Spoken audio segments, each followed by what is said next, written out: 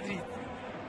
كل يتذكر راموس قبل بداية الموسم حديث طويل كان عن عقده ورغبة مانشستر يونايتد في ضمه. لم يكن يدرك فلورنتينو بيريز أنه كان يملك كنزا عنده، وليس مدافع على ذراعه إشارة قيادة، ليس هكذا فقط، بل أنه لم يكن يدرك أنه كان يملك كنزا بيده.